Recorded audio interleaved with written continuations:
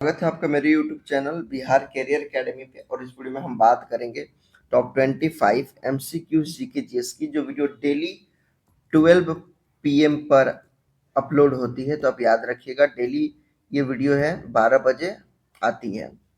तो चलिए बिना समय गवाए हम बढ़ते हैं अपने फर्स्ट क्वेश्चन की तरफ।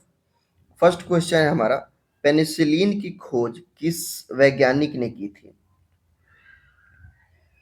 तो पेनिसिलिन की खोज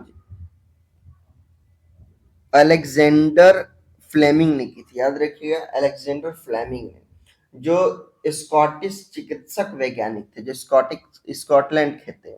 अलेक्जेंडर फ्लेमिंग ने साल 1928 में पेनिसिलिन की खोज की थी। और याद रखिएगा यहाँ पर एक इंपॉर्टेंट बात, यह दुनिया की सबसे पहले एंटीबायोटिक है। यह दुनिया की सबसे पहली एंटीबायोटिक है, याद रखिएगा। मैं पेन को एडजस्ट कर लेता हूं थोड़ा सा।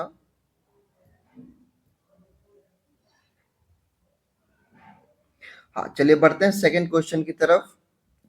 अंतरिक्ष में जाने वाले प्रथम भारतीय कौन थे? यानी फर्स्ट भारतीय अंतरिक्ष में जाने वाले कौन थे? इसका सही जवाब रहेगा राकेश शर्मा। वो 3 अप्रैल, याद रखिएगा, डेट याद रखिएगा, 3 अप्रैल 1984 को उन्होंने सोयूज T11, याद रखिएगा, सोयूज T11 अंतरिक्ष यान से अंतरिक्ष में प्रवेश किया था। और अंतरिक्ष में जाने जब वो अंतरिक्ष में गए थे तो उन्होंने 7 डेज, 7 दिन 11 घंटे और 40 मिनट बिताया था। ऑप्शन ए बिल्कुल राइट आंसर हो जाएगा। क्वेश्चन नंबर 3 है, सबसे अधिक प्रोटीन किसमें पाया जाता है? इसका सही जवाब रहेगा सबसे अधिक प्रोटीन सोयाबीन में पाया जाता है। ऑप्शन के हिसाब से ऑप्शन ए बिल्कुल राइट आंसर हो जाएगा। क्वेश्चन नंबर 4 है, रतौंधी जो रोग होता है वो किस विटामिन की कमी से होता है? ये क्वेश्चन मैं पहले भी करा चुका हूं, तो आप लोग इसका आंसर कमेंट में जरूर बताइए, जिन्होंने ये आंसर को पहले भी मेरी वीडियो में देखा है, इस क्वेश्चन को पढ़ चुके हैं। वीडियो अगर आपको पसंद आ रही है तो प्लीज वीडियो को लाइक करके और चैनल को सब्सक्राइब कर दीजिएगा। इसका सही जवाब रहेगा विटामिन ए की कमी के कारण। और इससे जो रतौंधी रोग होता है, इसे नाइट ब्लाइंडनेस भी कहते हैं, याद रखिएगा, नाइट ब्लाइंडनेस।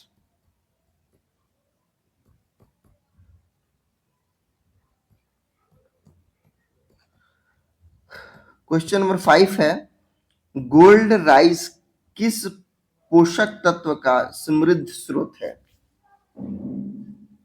तो जो गोल्ड राइस होता है वो विटामिन ए का एक प्रसिद्ध स्रोत है।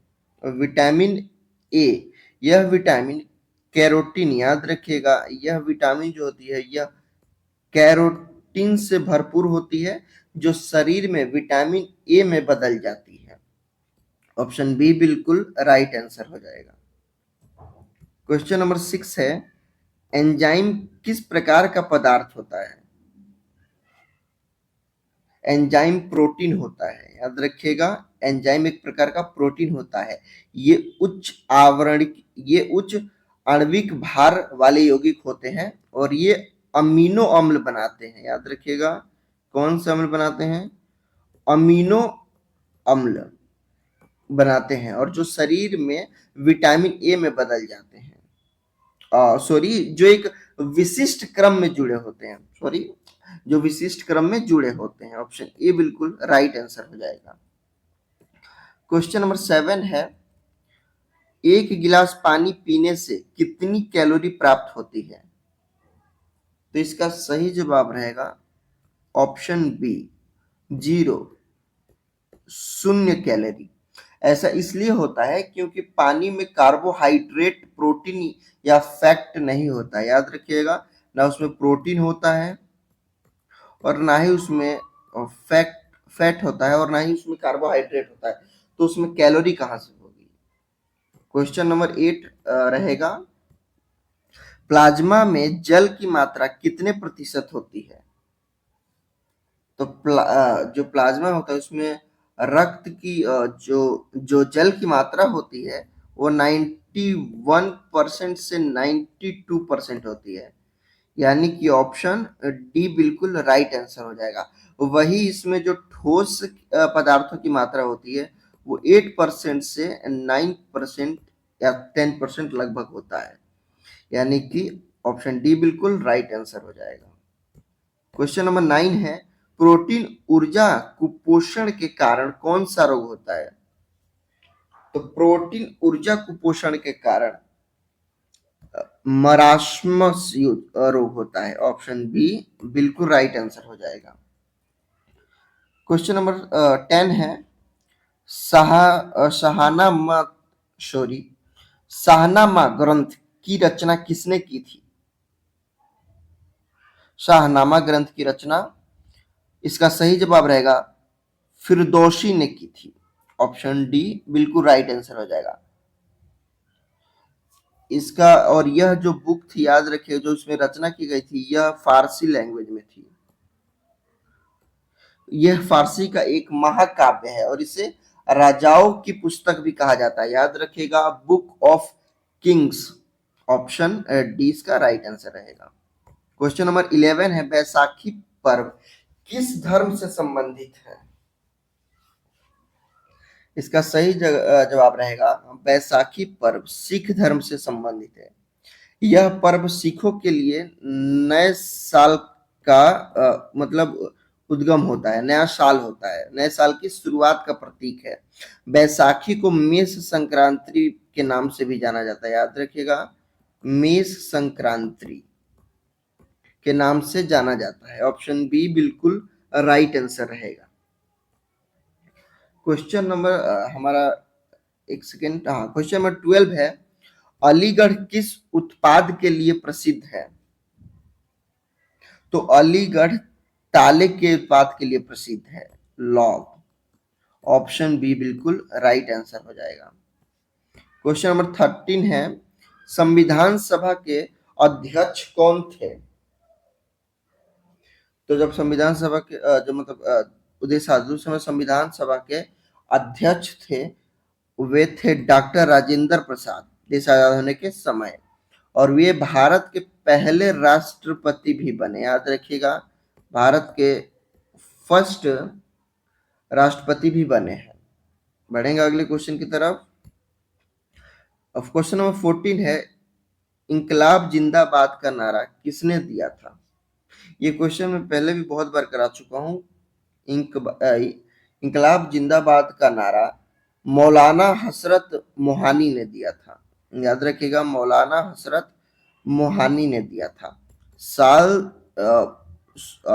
1921 में उन्होंने पहली बार यह नारा दिया था और बाद में इसे भगत सिंह ने पॉपुलर किया था। आप याद रखिएगा, भगत सिंह, अशफाकुल्लाह खां और राजेंद्र नाथ लाहिड़िया ने मशहूर किया था, लेकिन यह नारा मौलाना हसरत मोहनी ने दिया था। लेकिन बहुत लोग आप इसमें भगत सिंह का नाम देखेंगे तो वो गलत बात है, पॉपुलर किया था उन्होंने, प्रचलित किया था, ऑप्शन बी बिल्कुल करेक्ट आंसर रहेगा।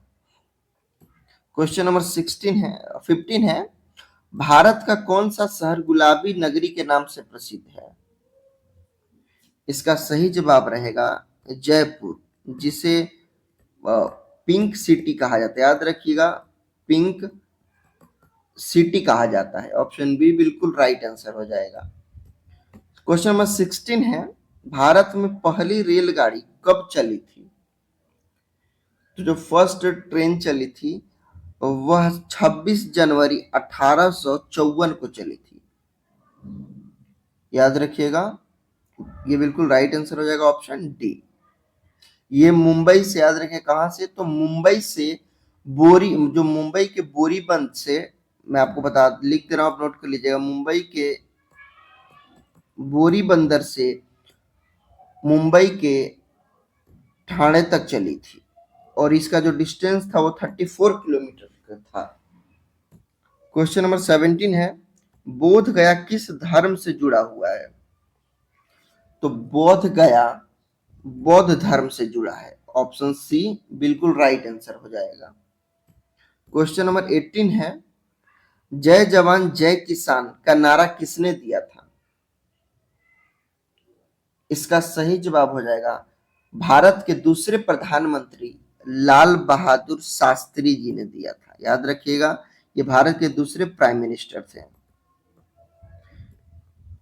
और उन्होंने यह नारा साल 1965 में भारत पाकिस्तान युद्ध के दौरान दिया था। इंडिया पाक वॉर के टाइम में दिया था यह नारा।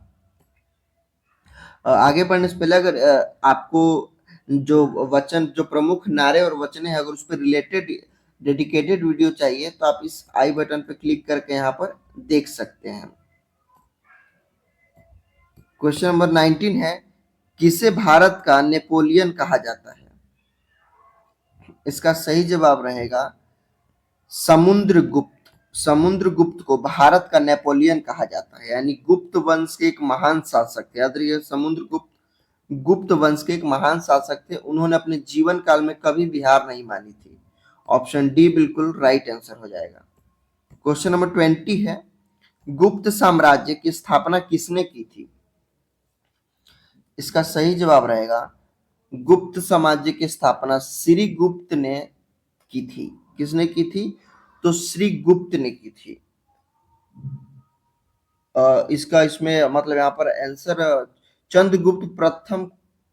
देखिए, चंद्रगुप्त प्रथम को गुप्त वंश का वास्तविक संस्थापक माना जाता है, बट श्री गुप्त ने की थी। तो इसमें अगर जो ऑप्शन में वो हम लगा देते हैं चंद्रगुप्त प्रथम ने। याद रखिएगा, चंद्रगुप्त प्रथम ने। ऑप्शन सी इसका बिल्कुल राइट आंसर हो जाएगा।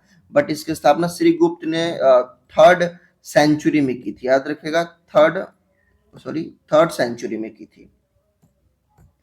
क्वेश्चन नंबर 21 है, चौथी बौद्ध परिषद कहाँ आयोजित की गई थी? तो चौथी बौद्ध परिषद कश्मीर में आयोजित की गई थी और यह जो परिषद है वो 72 ईस्वी में आयोजित की गई थी। ऑप्शन डी बिल्कुल राइट आंसर रहेगा। क्वेश्चन नंबर 21 है, शक संवत की स्थापना 78 ईस्वी में किसने की थी? तो इसकी स्थापना कुषाण वंश के राजा कनिष्ठ ने की थी। याद रखिएगा, कनिष्ठ ने की थी और ये कहाँ के राजा थे? तो कुषाण वंश के राजा थे। ऑप्शन डी बिल्कुल राइट आंसर हो जाएगा। क्वेश्चन नंबर 23 है, मौर्य समाज का अंतिम शासक कौन था? तो मौर्य समाज का अंतिम शासक बृहद्रथ मौर्य था। याद रखिएगा, बृहद्रथ ने लगभग 187 ईसा पूर्व से 180 ईसा पूर्व तक शासन किया था। ऑप्शन ए बिल्कुल राइट आंसर हो जाएगा। और यह सत धनवंत के पुत्र थे। याद रखिएगा, किसके? तो सत धनवन के पुत्र थे। 24 क्वेश्चन रहेगा, अशोक के कलिंग युद्ध किस वर्ष लड़ा गया था? तो अशोक का जो कलिंग युद्ध था वह 261 ईसा पूर्व लड़ा गया था। सम्राट अशोक ने कलिंग युद्ध लगभग इसको 262 से 261 माना जाता है, यही इसका टाइम है। ऑप्शन बी इसका राइट आंसर है। यह युद्ध उनके राज्याभिषेक के 8वें साल हुआ था। याद रखिएगा, उनके राज्याभिषेक के 8वें साल ये युद्ध हुआ था और इस युद्ध में अशोक की जीत हुई थी। क्वेश्चन नंबर 25 है, 2023 में जनसंख्या के मामले में भारत का कौन सा स्थान है? तो संयुक्त राष्ट्र जनसंख्या कोष UNFPA की रिपोर्ट के अनुसार साल 2023 में भारत की आबादी लगभग 142.86 करोड़ थी। यही चीन से थोड़ी ज्यादा। इतना याद रखिएगा कि पॉपुलेशन में सबसे आगे है, फर्स्ट स्थान है। ऑप्शन ए बिल्कुल राइट आंसर हो जाएगा। ये आपके लिए होमवर्क यानी टेस्ट क्वेश्चन है, आप इसका आंसर जरूर कमेंट में बताइएगा। वीडियो पसंद आई होगी तो वीडियो को लाइक करके और चैनल को सब्सक्राइब कर दीजिएगा। और वीडियो को शेयर करके अपने फ्रेंड्स के पास भी वीडियो को फैला दीजिए ताकि उनकी भी नॉलेज इंक्रीज हो। और वीडियो देखने के लिए थैंक्स। मिलेंगे हम नेक्स्ट वीडियो में।